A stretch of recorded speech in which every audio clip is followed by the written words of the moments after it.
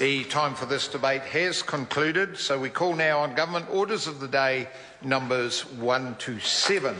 Customs and Excise Tobacco Products Budget Measures Amendment Bill, Children, Young Persons and Their Families Indexation Budget Measures Amendment Bill, Education Student Allowances Indexation Budget Measures Amendment Bill, Income Tax Working for Families Indexation Budget Measures Amendment Bill, New Zealand Superannuation and Retirement Income Indexation Budget Measures Amendment Bill, Social Security Indexation Budget Measures Amendment Bill, War Pensions Indexation Budget Measures Amendment Bill, third reading.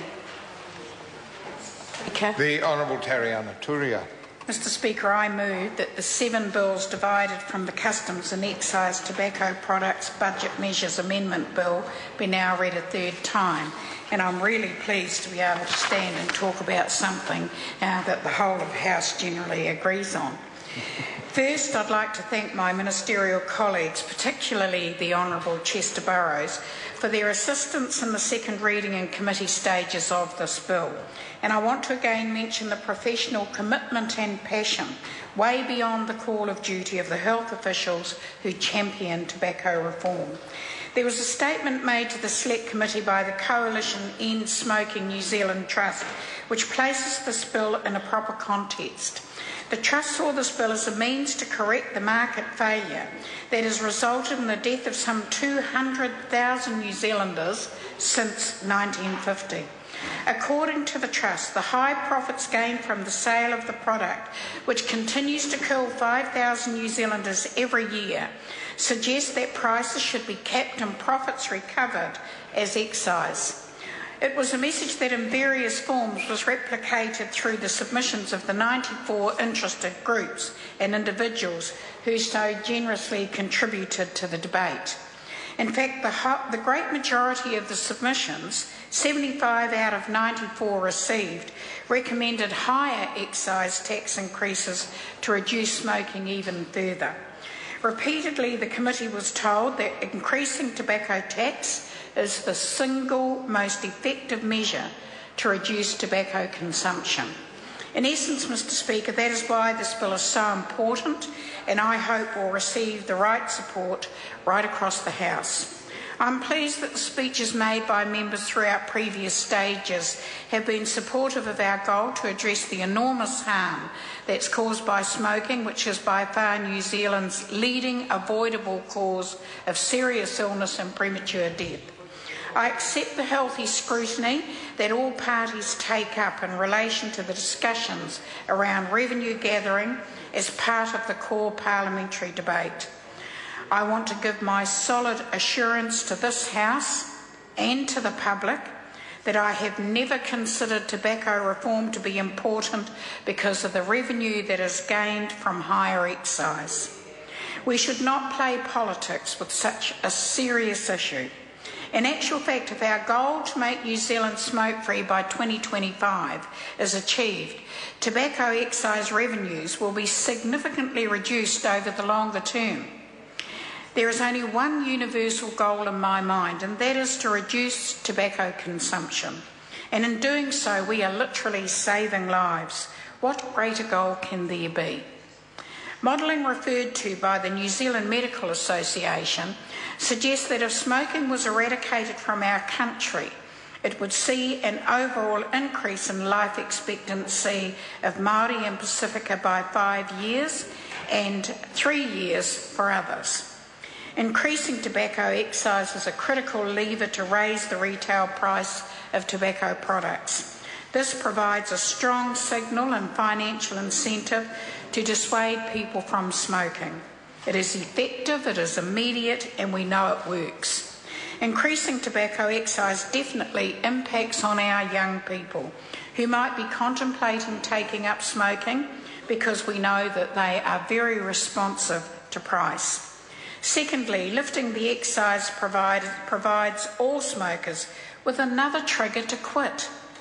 Not only can they avoid the high risk of tragic health consequences from smoking, but they can save themselves sizable sums of money. I heard the most wonderful story from one of our whānau ora collectives who described a whānau in Taumarunui who came together to chart out a plan for their future. They had an overwhelming desire to own their own home, but on their income projections that simply wasn't going to happen fast. And so they looked around, they realised that they were all sitting on a significant source of revenue, their cigarette addiction. They literally took the power into their own hands by improving their health while at the same time increasing their savings and their potential for buying their own home. They quit smoking, they joined their savings together and are well on the way to home ownership. Thirdly, the rising cost and increasing unaffordability of smoking provides those who have quit or are struggling to stay quit with reinforcement to stay strong. The basic framework of this bill, as announced in this year's budget, is to provide for 4 10% increases in tobacco excise to come into effect on the 1st of January in each of the next 4 years. In practical terms, it means an average pack of 20 cigarettes will cost over $20 in 2016. The mechanics spelled out in the legislation provide for these new annual increases in tobacco excise and excise equivalent duties to be made in combination with the existing processes available to keep pace with inflation. This is an important mechanism to maintain the value of the tobacco increases and the unaffordability of tobacco products in real terms. This bill will ensure the financial incentive against smoking is not watered down through the cost indexation of social assistance payments. Exactly the same thing was done in April 2010 when the last excise increase went through under urgency. So I have to admit to some surprise at the arguments that have been raised by Mr Lees-Galloway during the debate. It makes no sense to raise tobacco prices on one hand to reduce tobacco consumption, only to then factor the increase in tobacco prices back into the calculations used to keep social assistance payments in pace with inflation. Of course we are sensitive to the impact the tobacco excise increases will have on those who are unable or unwilling to quit. But what the proposal in the bill does is to strike a balance that does not unduly punish low-income smokers or their families, while ensuring that there is a strong incentive for them to quit and thereby significantly boost their disposable income. The government provides a range of services and subsidised treatments to help smokers quit, and I'm very mindful that there's always more that we could do. I've been very impressed by the bold steps that have been taken by the Queensland Government, who make it illegal for people to smoke in cars where there are children. From the 1st of January 2010, anyone who smokes in cars with children over in Queensland have been liable to a $200 fine. The rationale being that the level of tobacco smoke inside a vehicle is very high and young children involuntarily exposed to tobacco smoke in confined environments have significantly increased health risks, including bronchitis, pneumonia, asthma, ear infections and sudden infant death syndrome. Queensland also has extensive smoking bans in outdoor areas, including beaches, sports facilities, children's playgrounds. So there's plenty of ideas for us to consider in our quest to be smoke-free by 2025. Finally, I want to note 2 recommendations that the committee has made in its report on this bill.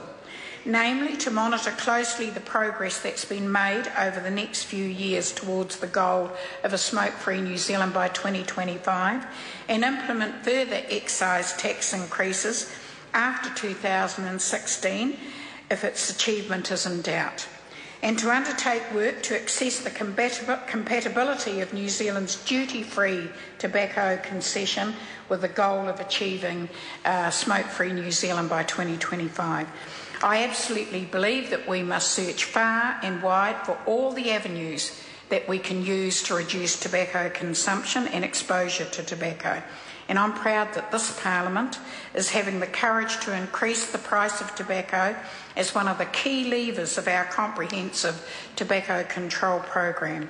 While the increases in tobacco excises 2010, 11 and 12 have reduced consumption and prompted thousands of smokers to quit, we cannot and we must not rest there. That is why this bill is needed to bring in a further series of annual 10% increases over the next 4 years, and that is why I commend this bill to the House. The question is that the motion be agreed to. The Honourable Marianne Street. Thank you very much.